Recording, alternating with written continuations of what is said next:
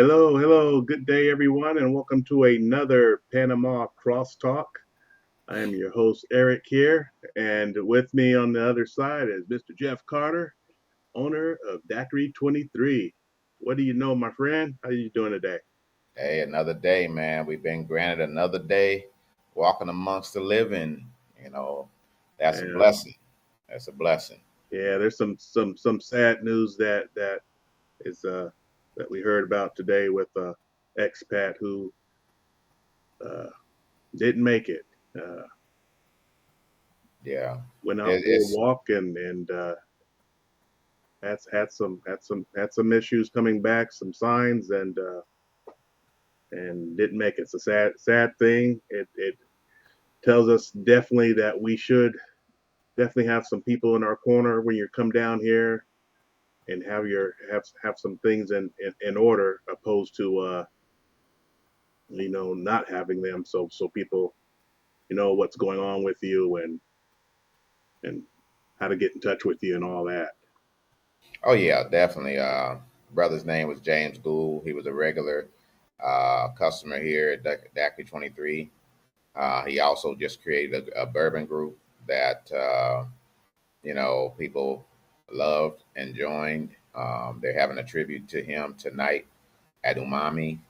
And then we're doing something tomorrow just as a toast and moment of silence for James Gould. Very good guy.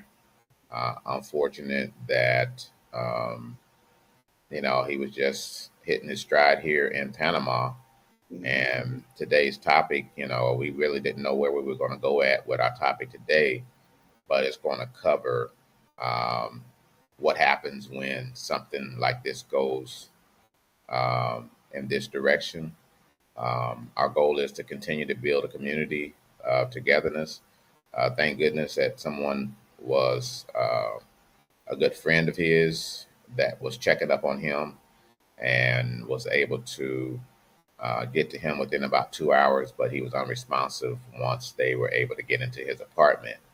Um, and it's unfortunate, but they were able to contact family members and the whole nine that it takes, and they're here now to basically uh, take his last mile back to the United States for his final resting place. So those are good things. Yeah, But man. uh, 3 years ago, this is my fifth one here in Panama in 3 years. One gentleman, it took Wow. 45 days before they found him in his apartment deceased. But we really have to consider the battle buddy plan that most of us military is familiar with. I provided some information, a flat file, a recall file roster spreadsheet 3 years ago, um, so that we can start something like that here, next of kin, where they live, who has access to their apartment, um, a whole plan uh, where people can know, hey, let me check up on Eric and see how he's doing today. Just a text message or a phone call, and man, just doing a wellness check on you, man. I know that this is what we're supposed to do. That's what right looks like. And Right. now we're living abroad. We need something like that more so than ever before because there's so many people here alone. They're not with family members. They may be with a pet, but again, um, that's for us to, make friends with each other, be a part of a community, that we do check on each other, that we do help each other when it's time to go to a medical appointment if they need assistance. We're going to be there for them if they know that they're going to go through surgery. Somebody can be there with them, and just in case anything that's needed or required to help them to recover or if something goes wrong. So this is what right looks like to me. Um, Right. and basically that's where we should be looking at more heavily because most of us are in our fourth quarter of our life anyway. And some of it don't know we're in that 2 minute drill that we don't know that, our next breath that we're going to take is not too far away. So, just a tribute out to Brother James, his condolences to his family, his friends, the newfound friends here and community here in Panama. We really hate to see something like this happen. but he won't be forgotten. That's for sure. Yeah, it's definitely sad to see someone who's just finding their place where they want to be, and that happens. So it's just a firm reminder that you get when you get there, get set up, you must get out of that tourist mode and take care of these things right off the bat. Have someone to call, have your emergency contacts, have your how you're going to get to the hospital. There's services for ambulances that it's not like the U.S. You just don't call. I mean, you need to get set up with an ambulance service there, and which hospital you're going to be taken to if an emergency happens like that. Have all those things. Walk through those. Visualize how it's going to look for you, and have those things lined up and taken care of beforehand. So so Yeah, everyone's whole. your doctor information. Somebody knows who your Exactly. doctor is, who's treating you. There's just certain things that are very important when you get here to Panama that you need to start establishing as soon as possible. So that will be out of the way, and you've already have it documented somewhere that in the event something does happen, they know who to contact immediately. Anywhere, as far as your medical doctor, what hospital that you want to be taken to, what medications that you're taking, everything. So it's good to be able to know now that this is one of your main priorities, other than getting your visa Yeah. established here in Panama. That should be one of your first priorities when you come here. Even before you get your visa, you can start this process. You can That's correct. start it. Yeah, exactly. My brother hasn't gotten his permanent yet, and he's already seen his primary physician. He's already done blood tests. He knows where he's at. Doctor, put him on some medication that he didn't know what's going on. I mean, so, yeah, I mean, the healthcare there is good. So I mean, talk and find out what's going on. You may have some underlying issues you didn't know when you left the states. So definitely get that done instead of just waiting. You have none but time. So uh, seems like people are still in that mindset of rush. Where I gotta do this and doing that, and really you don't. A lot. The majority are retired people, and the ones that are being down there digital nomads, then the same applies. So definitely have those things lined up so you know where you're going, who's going to get you there, uh, and everything like that. And if you know someone that speaks Spanish fluently too, so in case you're taken somewhere else, someone can help you during that situation because you may not be able to speak. Well, one of the things that I'm glad we're kind of touching on this is that we're in sticker shock from coming from the United States and how expensive it is from a medical aspect to get medical treatment, pay for medical insurances, and just to get a copay bill that may be in the thousands that you're responsible for paying. It's not that type of lifestyle. It's not that type of medical system over here. I'll give you an example. Last week, I went and got an ultrasound, uh, for prostate, things like that, and it cost me $120 out of pocket, completely paid for. So again, the things that they have, really inflated 10, 20 times, 100 times the cost of something like that so that your insurance can pay all this money for something that cost me in Panama $120. So it's not like people think. They should come over here and know if I need to go and get some lab work done to see what my levels are, what have you, check on my diabetic situation and see if my medicine is doing what it's supposed to do. You can pay for that out of your pocket, you know, and that's kind of what people need to get into, that mindset of saying you're coming here to live a better quality of life. So why not start with your hospital, your medical situations, your pre-existing conditions that need immediate attention and treatment established here in Panama. So these are things that can happen in the process of getting you know, your immigration status here in Panama. You can start that process immediately. Now, I'm not just saying military. I'm talking about everyone. everyone. If you don't have insurance and all you have is Social Security insurance and the Medicare, you can actually still get a policy, local policy here at one of the facilities, medical facilities here, for pennies on the dollar that will take care of doctor visits and what have you. And I think you mentioned that earlier, where $20 or maybe a little bit more than that, you can go and get, treatment or just doctor visit just to see how you're doing, take your vitals and what have you. You can do that as much as you want. If you're not feeling good, you're feeling sluggish, just go get in an Uber, $2, $3 Uber, and go on over to the hospital or the clinic and tell them, hey, you're feeling kind of sluggish. Just go ahead and do diligence and take care of yourself. Right, right.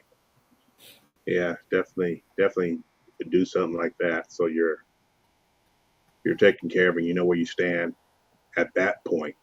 Yeah, Because yeah, yeah, it may have been over 6 months or a year since you've seen the doctor in the US, and you get down there and then there's another 8 months passes and you haven't seen anyone yet. So, yeah, you want to definitely be able to catch something beforehand and maybe know. So yeah, it's sad to see another. I mean, you said what, five in your 3 years since you've been down there? Wow. 3 years. Yeah, Wow.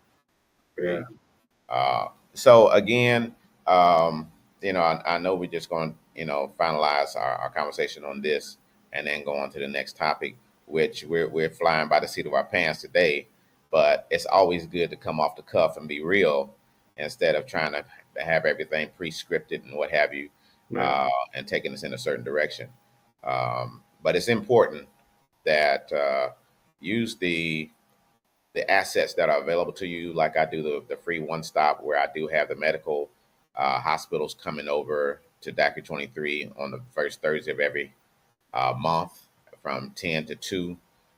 We have lawyers. We have just about everything that you could possibly need. If you got kids, you need to talk about school. We have a professional with that. So we are there to give you free information from the sources, not just hearsay. These are coming directly from the facilities, the hospitals, the clinics, um, the lawyers for immigration, for leasing or purchasing homes. Right. Uh, You may have a new one there too, correct? You may have a new person yes, coming by that wants to provide some service for the expats. yes. I had posted the information about Mr. Gould passing, and I had someone from the local VFW, Miss Anita. She contacted me and said there's two people that want to come and brief. One is for military. If a person dies here in Panama, that they have an option to have their remains buried at the military cemetery here locally. And then we have a funeral home owner director that basically takes care of the last mile, helping the family recover the bodies of their loved ones here in Panama back to the United States. So when you start to build a community, you know, people start to reach out to you and want to provide their services to the expats living here. And that's not just for the United States; it's for every country that will need type of some type of assistance like that. They're reaching out and want to come and speak at our briefing to the expats here in Panama when we do it every month at DACA 23. And that's really important. Use these free assets, and Exactly. that way that you can plan for something that's solid, something that you can count on. Meeting new people here in Panama that will become your buddy and battle buddy. The person's going to actually look out and help take care of you and take care of each other in the event you need additional help. Exactly. Yeah. And definitely for people that are, maybe not as social and don't get out as much, you know, come down there even if it's on the one of the welcome Wednesdays. Just so people get to know who you are and get to network with them. And I mean, your health is the most important thing. And I mean, Panama definitely offers that to be able to walk around, even if it's in the metropolitan park, in the rainforest, something, just getting some exercise, some fresh air every now and then will do your body good. So, we want to be healthy. We want to, enjoy, that fourth quarter and, and be healthy. So, especially with all the great food down there, Mhm. we don't want to just keep on eat down and keep eating all that fried yard bird and you ain't getting no exercise. So, but yeah, Exactly. definitely Yeah. about some fitness and getting some. And if you don't want to get something, a lot of you guys are in condos. Get go to use the gym. Get on the treadmill. Just get that heart rate up. Mhm.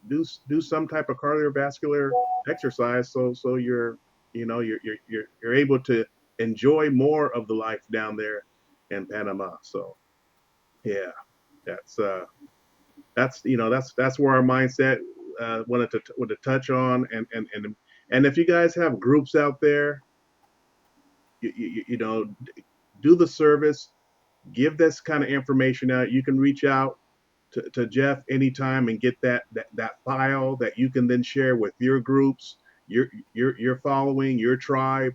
Get this information into people's hands. It's not all about just coming down there woo-hooing and living the glamorous life. We need to take care of these kind of resources and spread them around instead of just uh, not giving them to people.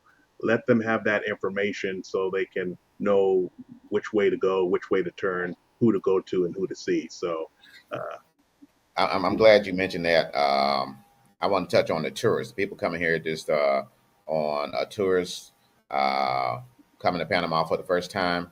mhm, Don't think that you escape from needing medical care while you're here, because some people do get sick while they're here. There was a situation where one of the cruise ships had to fly somebody from the cruise ship into Panama to get medical care. So don't think that you're not going to need it because you're on vacation, you're healthy as an ox, and what have you. Don't believe the hype, because that's basically what it is. You're hyping yourself into thinking that you're so healthy and what have you. But your body will play tricks on you, yeah, and making you think that everything's okay, and you've ignored some of the signs. And this will be a bad time for something like that to rear its head. But don't be afraid, because there's an excellent medical uh, program here that will help take care of you. That's not going to take all your money out of your pocket or what have you. It's just getting plugged into the right people with the right sources uh, to get medical care when you do get boots on the ground. And it's important for you to network with people, not even just being a tourist, but it's important to network and find out as much information about different things in Panama. Even though if you're just a tourist, if something happens, what happens if you leave your medication at home? What are you going to right, do? What right. happens if you need your blood pressure pill, your diabetes, your diabetic pills, and what have you, or an insulin or what have you? Don't worry, Panama got you. They don't need a doctor's permission to take care of you. Right. They take care of the symptoms and the condition that you're in. They don't have to worry about, oh, if I do this and somebody's gonna sue me if I give you your blood pressure pills down here without prescription. Don't worry about that. Panama don't play that here. They take care of you and Right. whatever you're going through at the moment. They don't worry about that until later on, and they don't even have no worries as long as you're being taken care of. That's all that's important here in Panama. So, you know, like I said, just because you're visiting or you got family members flying in, and y'all done went out and whooped it up too much, and then I didn't got sick. What you gonna do? What you gonna do? Well, you don't know what to do. That's why we're here telling you these are your options. This is what you can do. Because people come here and drink like a fish, and knowing they don't normally do that, but they come here and whoop it up and drink too much, and it done messed up something in their system, and their blood pressure's high, and they don't know why. So again, Right. these Right. are things that don't just take it for granted. So our responsibility is to take care of the people that come to visit us as well. So we know that if something happens, that hey, I can call my doctor, and my doctor is going to actually come and make sure they'll pay a house visit to you, or they'll tell you, hey, get them to the hospital. I'll meet you there. So these are things that you have to be aware of. Don't worry about cost of getting taken care of here. Your life is worth more than a couple of $100. So um, Yeah, come to Panama and enjoy Panama. But if something like that happens, medical emergency, or just you leave your medication at home, hey, we can walk down the street and get some medicine for $5 to $10 that for the whole month. So you don't have no worries here when it comes to that. Just be mindful and take care of yourself. that's right. That's right. You know what? When you was talking, what came to mind, uh, having tourists come down and have fun. That's all good. We like to see that. We like to see people having fun. What I was thinking about was when I was in Tahoe. I lived up in Tahoe. People said, "Oh, I can party all night." Ah, it's a whole different thing. One thing they do not think about is the elevation. The elevation. Now you can't drink as much as you can when you're sea level. When you Exactly. 6,000 foot elevation, it's you can't do that. And I'm seeing people come down and forget about that humidity, and it hits them. And on top of their drinking, you can't do it the same way you may do back home. So They get dehydrated and not really yeah, knowing yeah, you're dehydrated, you can have a stroke. exactly. So you definitely and when you're a tourist, you don't have that time to really have your body acclimate. So you just in here. Hey, I got a week. I'm going full throttle, baby. And they go full throttle, and they that humidity is no joke. I mean, so definitely stay hydrated. As they say, have one drink, have a glass of water. Have one drink, have a glass of water. So we want to see Yeah, people enjoy their time down there, but you definitely have to stay hydrated, and the weather definitely plays a factor in how much, and it'll tell you, and it'll shut your body down if you don't take care of your body. So definitely do that, and take your vitamins. yeah, definitely. Hey, let's just go ahead and shift gears. I wanted to Alrighty, give a shout out to them Butlers. We did an interview last week. great, Very great, yeah, well. good interview. Lots of people, lots of comments too. Yeah, Appreciate that. yeah. I got to give a shout out to them for uh, having that community spirit and wanting to get this free information out there. Of course, I can talk about business all day long, uh, and it's not for the faint at heart. Um, some things may look easy. It's not really easy in Panama. You got to be half crazy, which I am, in order to do a business in Panama without knowing the language, without knowing the government of Panama and how they look at businesses. Um, it's not been an easy thing to conduct business in Panama, to get people to know who you are, where you are, what you do, what you provide. Um, and it's not something that um, I would recommend for people to come here blindly like I did and start a business. Get as much information as possible. Do your research. See what business you can do. What is it going to cost you?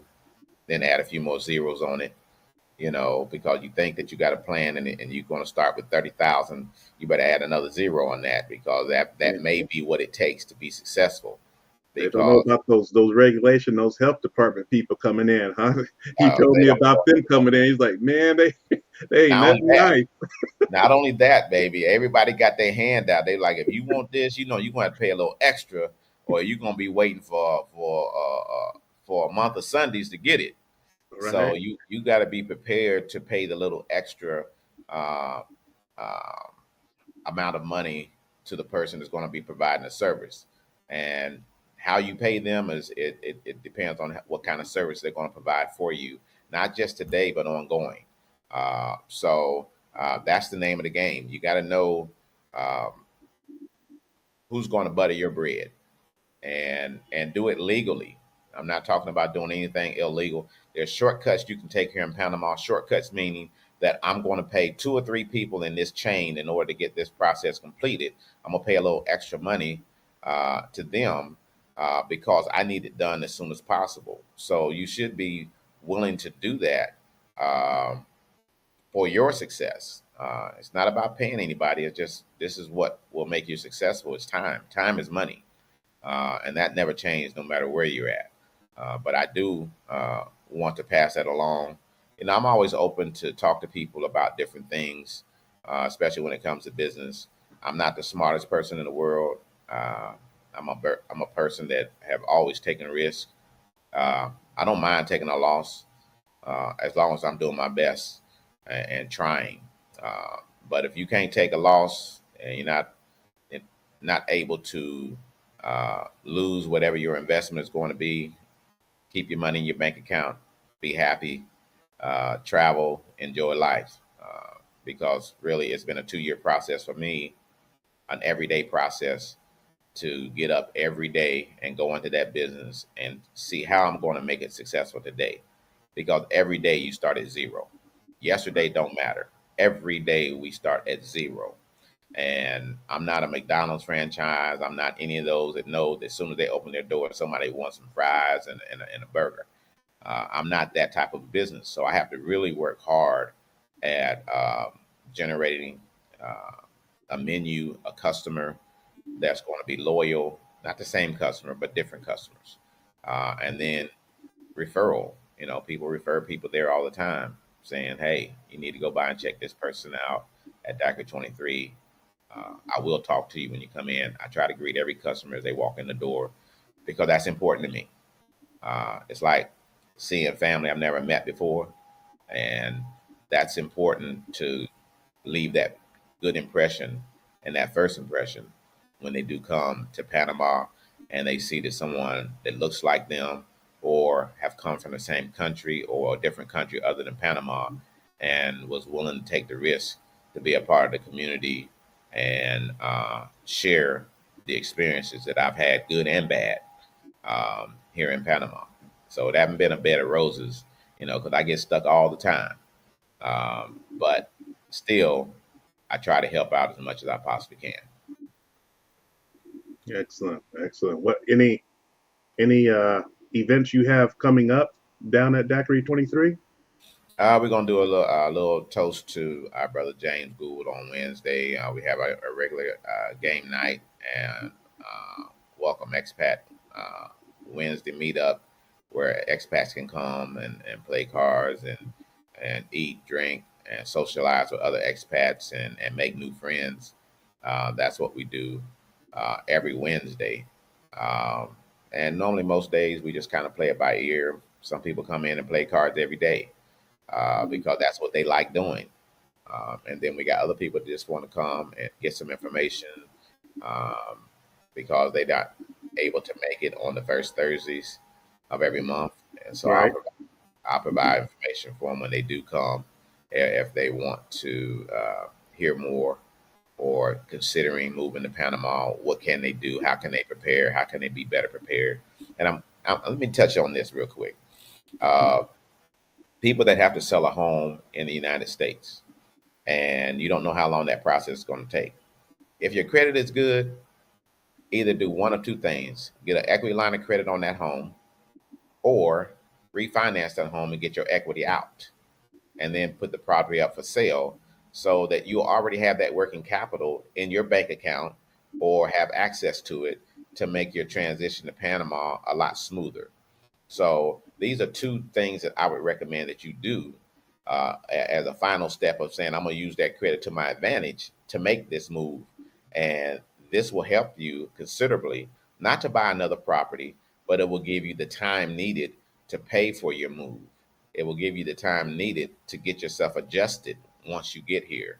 Right. Uh, and to make sure that you can get your banking, your direct deposits, or whatever that it is financial that you need to do, that will buy you the time in order to get these things done without stress. And that's what I would tell people. Some people sell their house in a week, and some people 3, 4 months down the road, but they've already made a decision to move to Panama, and they're here back and forth trying to, finance that travel back and forth out of their pocket or on credit, when you can actually put yourself in a better position, a more comfortable position to be able to make that transition, because this is a major decision. They say buying a house is your major financial decision that you'll ever make in your life. No, moving out of the country will be your biggest decision that you've ever made in your life. But it is a pretty good decision for most of us who've done it. But I want people to be comfortable, and I don't want them to be stressed, especially from a financial end, when they're trying to sell property and things like that back in the U.S. Use it to your advantage, and that way you'll thank me later. Exactly, exactly. So great suggestions. We are not financial advisors or planners, so you can, No, take the nuggets and leave the rest. So yeah, some great information. A lot of people, you know, if you're financially set, then you know what your finances are. I hear a lot of people going over these topics all the time, and some people are trying to get down there and they have no financial plans. They don't even know how they're going to make a living from it. So I mean, you definitely have to know that how you're going to do that. I mean, you got online, so you can do stuff online, reinvent yourself. So there's many different ways if you're needing to still work, how you can be able to live abroad and live the lifestyle that you want to live. So, yeah, definitely. I'm glad you touched on that. Everybody's not internet savvy, not online savvy, may not have any skill set that transcends over to a life, a digital nomad life, having a business or a career online that somebody's going to hire you to do. So you got to look at that aspect too. Can you live on a shoestring budget in Panama? Uh, I could probably say that you could, but it Do wouldn't you be want to? advisable. Yeah, It wouldn't be advisable, yeah, uh, because the neighborhoods that you might have to choose to live in may not be the best neighborhood for you. Uh, but you have to also reach out to people and say, what's reasonable? Can I do this? And that's only going to be people that's living here. That's only going to people that have resources that can tell you these are your options, and everything that you see on these YouTube channels and what have you is skewed. Just like interviews are very skewed, they basically will take out of context a couple of things that might be said to make their point to their audience, who their followers are, instead of the actual whole conversation. So it's a skewed interview. We're having a live interview here where there's nothing really cut out. What you get is what you get when you're actually looking at our session when we talk to you. So it's not like we're trying to steer you in a certain direction. We're just trying to provide information so that you can actually tailor make your plan according to the information that you're being told. The people that are providing free information are the ones that I would probably listen to a certain degree, meaning that they're not just someone on there repeating what they heard, but they're telling you actual experience. They're telling you what happened with them, even though we're all different and we will actually have same similar situation but a different outcome. Just know the individual determines the outcome right. in most cases. So we're not here with a skewed view of you seeing what we want you to see. No, we want you to see things and make it to what will work for you, and not it's not about us, it's about you. And that's the most important thing that I can tell anyone. YouTube is skewed. Interviews are skewed because they're edited and edited and edited to where they want you to think and believe. Uh, it's not a bed of roses. It's not a land of milk and honey for everyone. For somebody, it can be that, but it's not for everybody to have that same experience. So, uh, minimum income, if you can get 3,000 or more, you might be able to survive and do well here. if you're coming here debt free. But if you're coming here with that type of income and you still have Mm. financial responsibilities back in the United States, That's gonna hurt you right there. You hurt you. pay, you still paying them credit card bills back? No, no, you don't. That's going to hurt you. you you ain't gonna want to have all that stuff in it. That's gonna, yeah. Yeah. You got to be So financially ahead, not behind in that exactly. case, and that goes then to where you're going to stay at. I know my Mhm. brother lives uh, out in San Miguelito out there, and there's no expats nowhere in the neighborhood, Right. nowhere. Okay, Right. can you handle that? I mean, and he's still paying a good, over $1,000, 1,500 or so out there, but no expats. So Right. I mean, can you handle that? So that's something that you need to look at too, because I mean, in some of the expat areas, yeah, the prices are rising because there's more.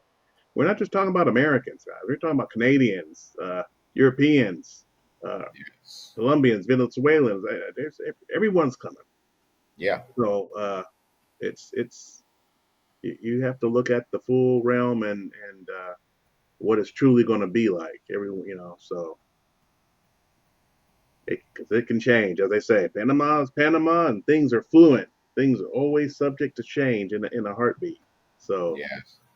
yeah, uh, what do you say about that when you look at neighborhoods, Jeff? Because that's a huge thing right there. People only show on certain areas, and those areas growing, but there's tons of other areas all around the city that are accessible within, being able to get down to like El Cangrejo area or down to Costco. I mean, you can be I mean, those areas are vast and they're all around each other.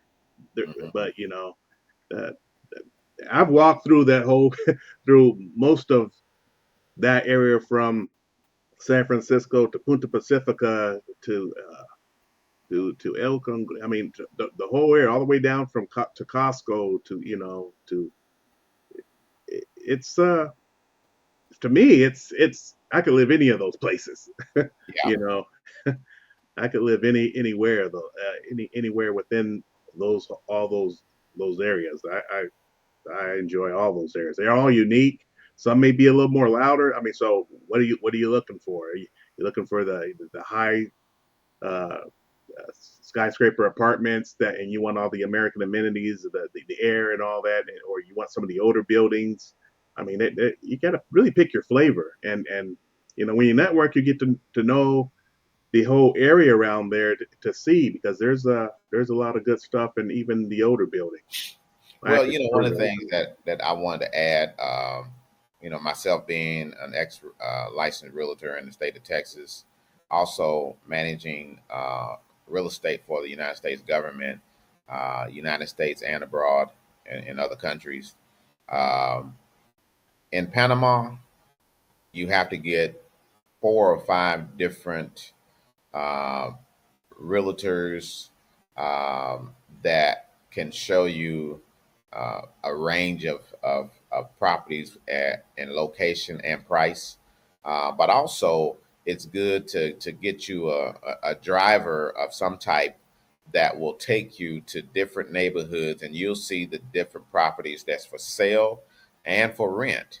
And this is a good practice where you get those phone numbers and asked to view those properties and what have you. You got to take some self responsibility of finding a place that you want to move to as well. Don't just put it all on the realtor to find you something and then you don't like it, because there are some things that's happened as to where that a lot of properties have been sitting for quite some time, or the same property gets rented over and over. Every time an expat leave, they keep showing you that same property, so it's not very much time between residents that you will find the same property on the market 6 months, a year later, um, and you keep regurgitating the same property when there's so many other empty properties here that's not getting any attention and not getting anyone showing it.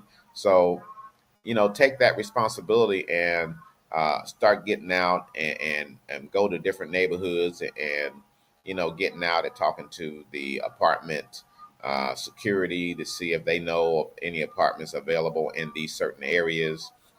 So uh, that's how I was able to find things. But I'm a driver; I can get in my car and drive. But for those who don't drive, just get you a good driver, get you a good source of someone that's going to take you to the areas that they know that you will be able to get affordable housing or affordable apartments in some of these apartment buildings, and take you through some of the neighborhoods that are very safe, but they're not really in the city, but they're 10 or 15 minutes out of the city, so that you'll be able to have more exposure to what really is available here, not being directed or pointed in a certain area that's all that they take people to expats to anyway.